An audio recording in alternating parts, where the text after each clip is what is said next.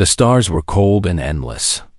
They had been cold and endless for 10,000 years, ever since the first alien species learned to travel between them. In all that time, the Galactic Council had seen many strange things. They had seen warriors with 4 arms and skin like stone. They had seen creatures made of living light. They had seen hive minds that shared one thought across 1 billion bodies. But they had never seen anything like what stepped off the human ship that day. Station Karava was the largest meeting place in the galaxy. It floated in the empty space between 3 star systems, a massive ring of metal and glass where all the great species came to talk, trade, and sometimes threaten each other.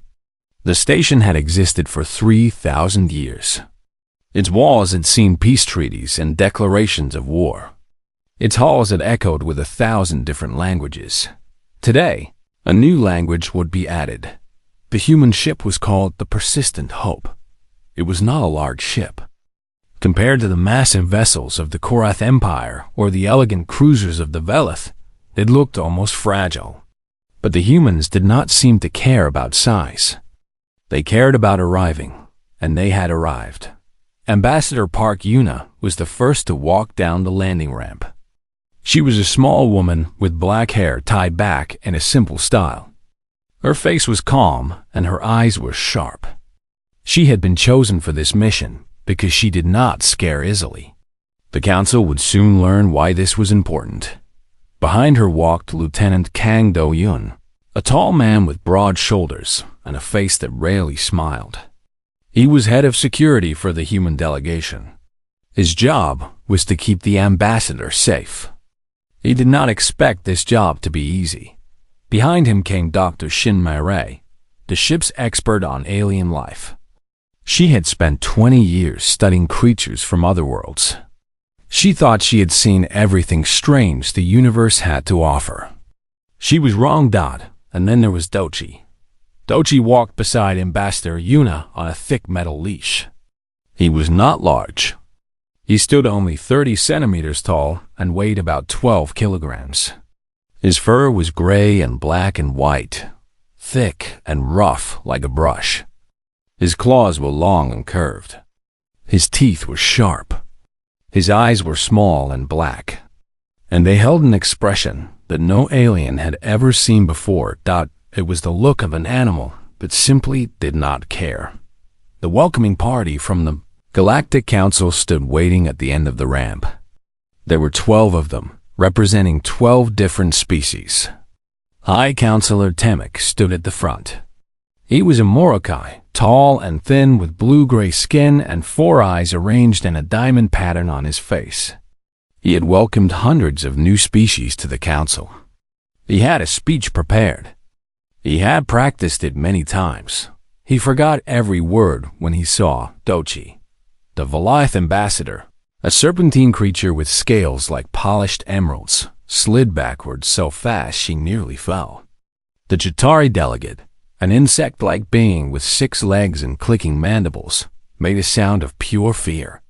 Even the Korath observer, a massive warrior from a species known for conquering entire star systems, took a step back. Temek's 4 eyes blinked rapidly. His translator device crackled as he tried to find words. What, he finally managed, is that? Ambassador Yuna looked down at Dochi.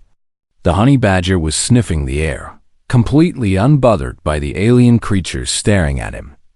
He yawned, showing teeth that had been designed by millions of years of evolution to tear through the toughest skin in the galaxy. This is Dochi, Yuna said. Her voice was pleasant and calm. He is a honey badger. He is our ship's mascot. Mascot? Temek repeated the word as if it was in a language he did not understand. A companion animal, Yuna explained. He brings us good luck. Dochi chose that moment to scratch himself. He did this with his back leg, like a dog might. It was an ordinary action, but somehow it felt threatening. Everything about Dochi felt threatening. Lieutenant Do-yun stepped forward. Perhaps I should explain. The honey badger is a small predator from our home planet. It is not dangerous to intelligent beings. Not dangerous? The Korath observer laughed. His laugh sounded like rocks grinding together. That creature has the aura of a killer. I can smell death on it. That is because Dochi ate a snake this morning, Doyun said. He found it in the cargo bay. We do not know how it got there. A snake? Temek asked. A long reptile with venomous fangs, Dr. Myre explained. Very dangerous to humans. Dochi ate it in about 4 minutes. The council delegation was silent. The Velith ambassador, herself a reptilian creature, looked deeply uncomfortable. Your species, Temek said slowly, brings predators to diplomatic meetings. This is your custom? Dochi is not a predator, Yuna said. She smiled, and there was something in her smile that made even Temek feel nervous. He is simply an animal that does not understand the concept of giving up. On Earth, we admire this quality. Dochi looked up at the assembled aliens. He had the expression of a creature that had looked at the entire universe and decided it was not impressed. Welcome to Station Karava, Temek said, because he could not think of anything else to say. The honey badger had arrived. The galaxy would never be the same. 3 station cycles passed. In that time, the human delegation settled into their quarters on the east ring of Station Karava. They attended meetings. They signed trade agreements. They smiled and shook hands and did all the things that diplomats were supposed to do. And Doki became a legend. It started on the second night. The Velith Shadow Guild was one of the oldest assassin orders in the galaxy. For 2,000 years, they had killed kings and generals and anyone else who could pay their price. They had never failed a mission. They had never been caught. They moved like ghosts and struck like lightning. The Velith ambassador had hired them to kill Ambassador Yuna. The humans were becoming too popular with the other council members. They needed to be reminded that they were new here. They needed to be shown their place. The assassin's name was Sethrak. He was the best the guild had ever produced. His scales were dark as midnight, and his fangs held enough venom to kill a Korath warrior in seconds. He had killed over 200 targets in his long career. He had never even been seen. Sethrak entered the human quarters through the ventilation system. He moved without sound, sliding through the metal tunnels like water through a pipe. His target was sleeping in her chamber at the end of the hall. One bite, and the mission would be complete. He dropped from the ceiling vent into the corridor. The lights were dim. The humans were all asleep. Everything was perfect, except for the small gray creature sitting in the middle of the hallway. Dochi looked at Sethrak. Sethrak looked at Dochi. The assassin had studied every species in the galaxy. He had never seen anything like this before. It was small. It was furry. It did not look dangerous. But something about those small black eyes made Sethrak hesitate. Dochi did not hesitate. The honey badger moved so fast that Sethrak barely saw him coming. One moment, the creature was sitting still. The next moment, teeth were sinking into Sethrak's throat. The assassin tried to bite back. His venomous fangs struck Dochi's shoulder, pumping enough poison to kill 10 humans. Dochi did not seem to notice. He just bit harder. Sethrak had been trained to fight through pain. He had been trained to ignore fear. But he had never been trained to fight something that simply did not care that it was being poisoned. The battle lasted 4 minutes. When it was over, Sethrak was lying on the floor with wounds all over his body. Dochi was sitting on his chest, looking bored. The station's medical team found Sethrak an hour later. He was still alive, but barely. The doctors had never treated a Velith for comprehensive mauling by small mammal before.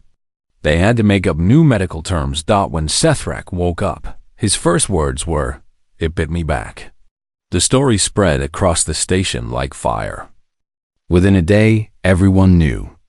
Within 2 days, The Galactic Council demanded an explanation. Dr. Shinmei stood before the assembled delegates. Behind her, a holographic screen showed images and video from Earth. The honey badger, she began, is a small carnivore native to Africa, a region on our home planet. It weighs between 8 and 16 kilograms. It eats snakes, insects, small mammals, and honey from beehives. Honey?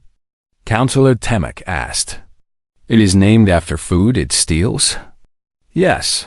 The honey badger will attack beehives containing thousands of stinging insects just to eat their honey. It does not care how many times it gets stung. It simply does not stop. My ray pressed a button. The holographic screen showed Dochi's ancestor facing a lion, one of Earth's largest predators. The lion was golden and massive, with teeth like knives. It could kill a human with one swipe of its paw. The honey badger charged directly at it. The lion weighs over 200 kilograms, Murray said. The honey badger weighs 12. But the honey badger does not know this. Or perhaps it knows and does not care. Either way, the result is the same. On the screen, the lion backed away. The greatest predator on the African plains was retreating from a creature it could swallow whole. How is this possible? The Chitauri delegate clicked. Evolution, Myray said. On Earth, the honey badger evolved alongside the most dangerous creatures our planet ever produced. Lions, leopards, hyenas, venomous snakes, and swarms of angry bees. Any other animal would have learned to hide. The honey badger learned something different. She paused. Every eye in the council chamber was fixed on her. The honey badger learned that if you are too aggressive to attack, too stubborn to kill, and too angry to die, then size does not matter. Nothing matters. The honey badger's philosophy is simple. Everything is a target. Retreat is not an option. And fear is something that happens to other animals. The chamber was completely silent. Your assassin made a mistake, Myray continued, looking at the Velith delegation. He saw a small creature and assumed it was weak. On Earth, this is a fatal error. Dochi has killed cobras more venomous than any Velith. He has fought off lions, jackals, and honeybee swarms. He's been bitten, stung, clawed, and poisoned hundreds of times. She smiled, and there was pride in her smile. He has never lost. He has never retreated. And he has certainly never stopped fighting because his opponent was bigger than him. Counselor Dimac's 4 eyes blinked slowly. Your world, he said finally, is absolutely terrifying. Myray nodded. Yes, and the honey badger is one of the nicer things on it. From that day forward, no one on Station Karava went near the human quarters without permission. The Shadow Guilds canceled all contracts against the human delegation. And late at night, when the station was quiet, alien guards would sometimes peer down the corridor toward the human section. There, in the dim light, they would see a small gray shape sitting in the hallway, watching, waiting. Dochi never slept deeply, and he never forgot a face. The Korath Empire had been conquering worlds for 800 years. They were the largest military power in the galaxy. Their warships numbered in the thousands. Their soldiers were bred for combat from birth. They had destroyed entire civilizations, burned planets to ash, and enslaved species that dared to resist. When their fleets surrounded Station Karava, no one was surprised. The Korath had been hungry for new territory. The council had been weak. It was only a matter of time. Ambassador Yuna was in her quarters when the alarm sounded. She was drinking tea and reading reports from Earth. Dochi was sleeping in his bed in the corner, a small nest of blankets that smelled like him. When the red lights began flashing and the sirens began screaming, Dochi opened one eye, looked around, and went back to sleep. Yuna put down her tea. She did not panic. She had been trained not to panic. Lieutenant Do-hyun burst through the door. His face was grim. Ambassador, we have a problem. I noticed, Una said. How many ships? 47 warships. They have the station completely surrounded. Nothing can get in or out. Una nodded. She had expected something like this. The Korath had been too quiet lately. They had been planning. Chief Engineer Beak Jisu's voice crackled over the communication device. Ambassador, I am in the engine room of the Persistent Hope. We cannot launch. The Korath have blocked all exit paths. If we try to fly, they will destroy us. Understood, Una said. Stay where you are. Protect the ship. Yes, Ambassador. Navigator Cho Yunji's voice came next.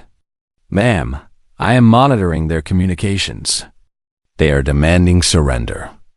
They want hostages. Which hostages? There was a pause. Us, ma'am. The human delegation. The Korath general says that if the council does not hand us over, they will breach the station's hull and take us by force. Una was quiet for a moment. Outside her window, she could see the Korath warships hanging in space like sharks waiting for their prey. They were massive vessels, bristling with weapons. Each one could destroy a small moon. How long until they attack? She asked. They have given the council 1 hour to decide. 1 hour. Una walked to the window and looked out at the stars. Somewhere out there, Earth was spinning through space, blue and green and beautiful. Her family was there. Her friends were there. Everything she loved was there. She had not expected to die on the space station, surrounded by aliens millions of light years from home. But if she had to die, she would die standing. Lieutenant Do-hyun, she said. Yes, Ambassador? Wake up, Do-chi. Do-hyun blinked. Ma'am? You heard me. Wake him up. And bring his battle harness. The battle harness was a special piece of equipment that Chief Jisu had built. It was made of lightweight metal and thick leather. It had a camera attached so the crew could see what Do-chi was seeing. It had a small speaker so they could communicate with him, though Do-chi never listened to commands. It also had a tracking device, because Do-chi had a habit of wandering off to fight things. Do-hyun was not sure this was a good idea. Ambassador, there are 600 Korath soldiers on those boarding ships. They are heavily armed. They have plasma weapons and armored suits. They are trained killers. Una smiled. It was not a nice smile. Lieutenant, have you ever seen Do-chi fight? I saw the video from the assassin attack, and the video from the Cobra incident, and the video from when he got into the food storage and fought a cleaning robot for 3 hours. Then you know what he is capable of. Yes, but Do-hyun struggled to find the words. He is one honey badger. They are 600 soldiers. Una turned from the window. Her eyes were calm and cold. The Korath have conquered 100 worlds by using fear. They expect us to be afraid. They expect us to surrender. They expect us to behave like every other species they have ever encountered. She walked to Do-chi's bed and knelt down beside him. The honey badger opened his eyes and looked at her. He did not look scared. He never looked scared. He looked mildly annoyed at being woken up. But we are not like other species, Una continued. And Do-chi is certainly not like other animals. He does not understand fear. He does not understand surrender. He does not understand that some fights cannot be won. She scratched behind his ears. Do-chi made a small sound, something between a growl and a purr. The Korath are about to learn something important about humanity, Una said. We did not survive on Earth by being strong. We survived by being too stubborn to know when we were beaten. The council chamber was in chaos when Una arrived. Delegates from 20 different species were arguing, shouting, pleading. Some wanted to fight. Most wanted to surrender. The Korath observer had already left to join his fleet. High Counselor Temek stood at the center of it all, his 4 eyes filled with despair. He had dedicated his life to peace. Now war had come anyway. "Ambassador Yuna," he said when he saw her, "you should flee. Find a transport. Try to escape." "No," Yuna said. "But they want you. If you stay, they will take you. They will hurt you." Yuna looked at the massive screen showing the Korath fleet.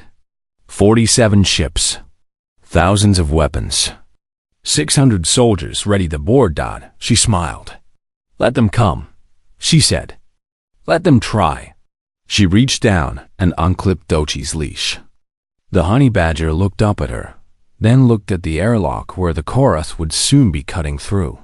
He began walking toward the danger. "Ambassador," Temek said, his voice shaking, "what is that creature going to do?" Yuna watched Dochi waddle down the corridor, small and gray and utterly fearless. "His job," she said. "The same job he has done every day since he was born. He's going to fight. And he's going to keep fighting until there is nothing left to fight.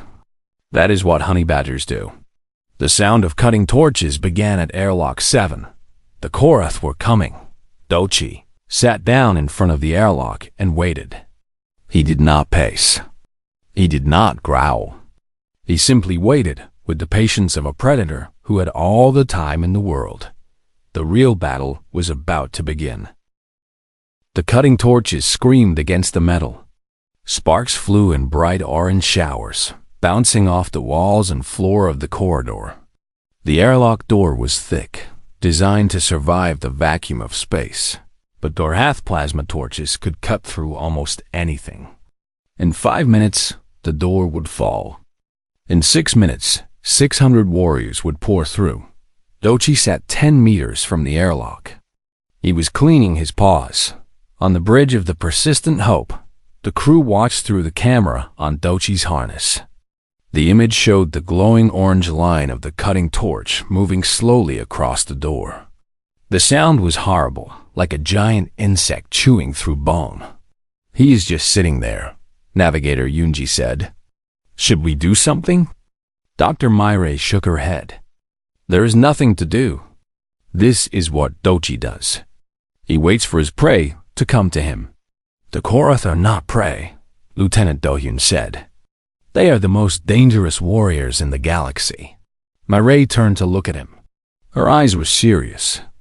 "Lieutenant, you have read the files on honey badgers. You have seen the videos. You know what they are capable of." "Yes, but no buts. One have studied Dochi for 3 years. I have watched him fight creatures 10 times his size. I have seen him take wounds that would kill any other animal and keep fighting. I have seen him chase enemies until they collapse from exhaustion." She turned back to the screen. "The Korath think they are predators. They are wrong. Today, they are prey." The cutting stopped. The orange line had completed a circle in the airlock door. For a moment, everything was silent. Then the door exploded inward. 12 Korath shock troops charged through the opening. They were monsters by any standard. Each one stood over 3 meters tall. Their bodies were covered in natural armor, thick plates of chitin that could stop most weapons. Their arms ended in plasma claws that could slice through steel. Their faces were nightmares of teeth and eyes and rage. They moved in perfect formation, a killing machine designed to destroy anything in their path. And then they saw Dochi. The squad leader stopped. The others stopped behind him. For a moment, no one moved. "What is that?" one of the soldiers asked. Dochi stood up. He was so small compared to them. A child's toy next to giants. His fur was bristled, making him look slightly larger. But he was still just a small gray animal facing creatures that had conquered worlds. He did not run. He did not hide. He charged. The first soldier swung his plasma claw. It was a strike that had killed hundreds of enemies, a blur of superheated energy that could cut through armor like paper. It should have split Dochi in half. It missed. Dochi moved under the strike and leaped. His teeth found the gap between the soldier's chest plate and neck guard. Blood sprayed across the corridor wall. The soldier screamed. It was not a sound that Korath warriors were supposed to make. They were trained to feel no pain, to show no weakness. But no training could prepare anyone for a honey badger's bite. The second soldier grabbed Dochi and tried to pull him off. Dochi twisted in his loose skin, a trick that earth predators had learned to fear. Instead of being pulled away, he turned inside the soldier's grip and bit the hand that held him. More screaming. The squad leader shouted orders. Kill it. Kill the creature. 3 soldiers attacked at once. Plasma claws slashed through the air. Dochi was everywhere and nowhere, a blur of gray fur and white teeth. He bit legs, tore at joints, and climbed up bodies to attack faces. On the bridge, the crew watched in stunned silence. He is not stopping, Yunji whispered. He never stops, Mirai said. That is the point. Chief Jisu pointed at the screen. Look, they are retreating. It was true. The Korath were backing away from Dochi. The greatest warriors in the galaxy, conquerors of 100 worlds, were retreating from a 12-kilogram animal. One soldier tried to stand his ground. Dochi jumped onto his face and began digging at his eyes. The soldier fell, crashing to the floor with a sound like thunder. He did not get up. Call for reinforcements. The squad leader shouted into his communicator. We need reinforcements. Back on the Korath command ship, General Vrikoth listened to the transmission. He had conquered civilizations. He had destroyed fleets. He had never heard his soldiers sound afraid. What is happening down there? He demanded.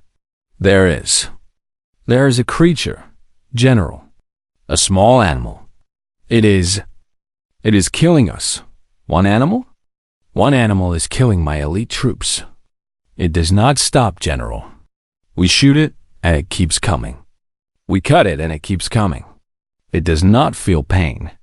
It does not feel fear. It just keeps attacking. Vrikoth stared at the communication screen. This was impossible. This was insane. His soldiers were the finest in the galaxy. Send more troops, he ordered. Send all of them.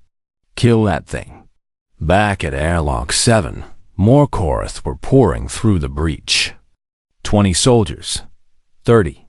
50. They filled the corridor with their massive bodies and their plasma weapons.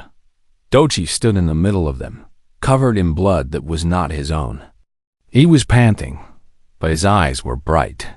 He looked at the army surrounding him, and then he did something that would become legend across the galaxy.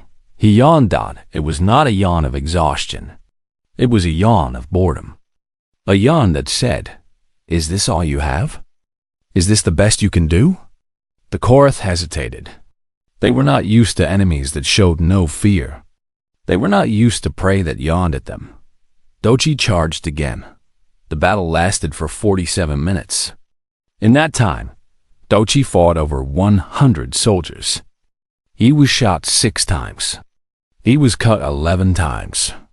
He was grabbed, thrown, stomped on, and hit with enough force to kill a normal animal 12 times. Over. He did not stop. He did not slow down. He did not show any sign that he even noticed he was injured. When the last Korath soldier finally retreated back through the airlock, Dochi followed them. He chased them onto their boarding craft. He continued fighting as the craft disengaged from the station. He was still fighting when they finally managed to seal him in a cargo bay. On the bridge of the Persistent Hope, the crew watched Dochi's camera feed.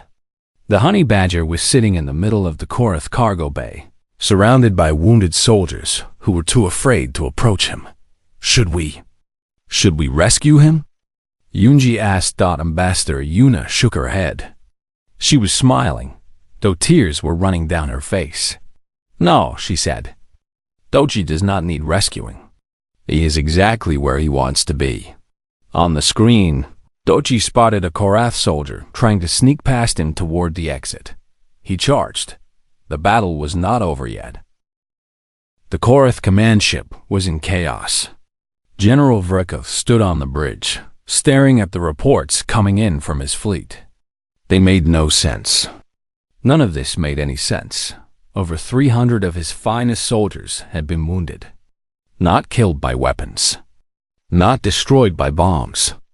Wounded by a single small animal that refused to stop fighting. The creature was still on one of his boarding craft. Every time his soldiers tried to recapture the vessel, it attacked them. They had tried gas.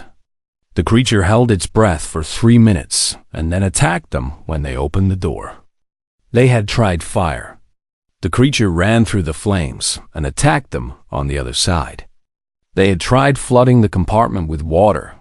The creature swam to the door and attacked them when they opened it to check if it had drowned. What is this thing? Vrekov roared. His science officer pulled up every database they had on Earth creatures. It is called a honey badger, General. It is a small predator from the human home world. According to human records, it is known for being unusually aggressive. Unusually aggressive? Vrekov slammed his fist on the console. It has disabled an entire boarding party. It has turned one of our ships into a death trap. Yes, General. The humans seemed to find this normal. Vrekov was silent for a long moment. He had conquered races that controlled gravity itself. He had defeated enemies with weapons that could crack planets. He had never faced anything like this. Contact the human delegation, he said finally. I wish to speak with their leader. On Station Karava, Ambassador Yuna received the transmission in the council chamber. Every delegate had gathered to watch. They stood in nervous silence as the holographic image of General Vrekov appeared before them. The Korath general was enormous, even by Korath standards. His armor was decorated with the symbols of 100 conquered worlds. His face was a mask of barely controlled fury. Human, he said, what manner of weapon have you unleashed upon us? Yuna stood calmly before the hologram. Beside her, in a small cage that Chief Jishu had built, sat another honey badger. This was Machi, Dochi's sister. She had been brought from Earth as a backup. That is not a weapon, General. That is a pet. On Earth, children keep them as companions. The council chamber went completely silent. Even Vrekov seemed stunned. Children, he repeated. Your children keep these demons as companions? Sometimes, said Security Officer Lee Haejun from behind the ambassador. When we want them to grow up tough. Vrekov's image flickered. For the first time in his long military career, he did not know what to say. How do we stop it? He finally asked. How do we kill this creature? Dr. Mire stepped forward. You cannot kill a honey badger, General. Not easily. On Earth, we have a saying, honey badgers do not die. They just decide to stop living when they are finished. That is impossible. Many things about Earth creatures seem impossible to other species. We evolved on a world where everything wanted to kill us. The weak died. The strong died. Only the stubborn survived. Mire paused. Dochi is the result of millions of years of evolution selecting for one trait above all others, the absolute refusal to give up. Vrekov was quiet. On his ship, alarms were still ringing. Soldiers were still screaming. Dochi was still fighting. What do you want? The general asked. His voice was different now. Smaller Ambassador Yuna smiled. I want you to leave. Take your fleet. Go away. Find some other part of the galaxy to conquer. Station Karava is under human protection now. Human protection? You have one ship. One ship and one creature. Yes. Yuna reached down and opened Machi's cage. The second honey badger waddled out and sat beside her, looking at Vrekov's hologram with the same expression of mild contempt that Dochi always wore. But General, consider this. If one honey badger can defeat 300 of your soldiers, what could 2 honey badgers do? What could 10? What could 100? She let the question hang in the air. On Earth, she continued, honey badgers are common. There are thousands of them, and they are not even the most dangerous things on our planet. We have creatures that can squeeze the life out of prey in minutes. We have insects that can strip flesh from bone in hours. We have plants that eat animals whole. Yuna's smile faded. Her eyes were cold now, cold as the space between stars. We did not climb to the top of Earth's food chain by being gentle, General. We did it by being more ruthless, more stubborn, and more terrifying than anything else on our world. The honey badger is our mascot because it reminds us of who we are. We are not the biggest. We are not the strongest. But we absolutely, positively do not know how to quit. General Vrekoth stared at her for a long moment. Then he looked at Matcha, who was scratching herself without a care in the universe. Then he looked at the reports of his wounded soldiers, of his damaged ships, of his ruined invasion. The Korath Empire, he said slowly, withdraws its claim on Station Karava. We will seek conquest elsewhere. His hologram disappeared. For a moment, no one in the council chamber moved. Then High Counselor Temek stepped forward. His 4 eyes were wide with amazement. You have done what no species has ever done, he said. You have made the Korath retreat. Without a single warship. Without a single soldier. With nothing but a small furry animal. Yuna bent down and picked up Matcha. The honey badger squirmed for a moment, then settled into her arms. Not nothing, Counselor. With spirit. With attitude. With the absolute refusal to accept defeat. She scratched Matcha behind the ears. That is what humanity brings to the galaxy. Not weapons. Not technology. Just the stubborn determination to keep fighting no matter what. Lieutenant Doheen's communicator buzzed. He listened for a moment, then smiled. Ambassador, the Korath have returned, Dochi. They launched him toward the station in an escape pod. They say they never want to see another honey badger as long as they live. Yuna laughed. It was a good laugh, full of relief and joy and pride. Go meet him at the airlock, she said. And bring bandages. He probably will not need them, but we should pretend to take care of him anyway. As Doheen left, Counselor Temek moved closer to the ambassador. I must ask, he said quietly. Is humanity truly as dangerous as you say? Or was this all? What do you call it? A bluff? Yuna looked out the window at the retreating Korath fleet. The stars were cold and endless, full of danger and mystery and wonder. Counselor, she said, on Earth we have a word for creatures like Dachi. We call them spirit animals. They represent the best parts of us. The parts that refuse to give up. The parts that keep fighting, even when the odds are impossible. She turned back to face him. Matcha was falling asleep in her arms, peaceful and content. Is humanity dangerous? Yes, but not because we have big teeth or sharp claws or powerful weapons. We are dangerous because we learned something a long time ago, something that the honey badger taught us. What is that? Yuna smiled. The universe does not care if you are afraid. So you might as well not be. From that day forward, the humans of Station Karava were treated with a new respect. Not because of their ships or their soldiers or their technology, but because somewhere on their vessel, a small gray creature stood watch. And everyone knew that while Dochi was awake, nothing would dare attack the humans. And sometimes, not even when he was sleeping. Because honey badgers sleep lightly, and they always wake up angry. This was the day that humanity announced itself to the galaxy. Not with weapons or threats, but with something far more terrifying. The simple, stubborn, absolutely unstoppable will to keep fighting no matter what. The galaxy had seen many species rise and fall. Warriors and conquerors, empires and kingdoms. But they had never seen anything like the humans and their honey badgers, and they never forgot.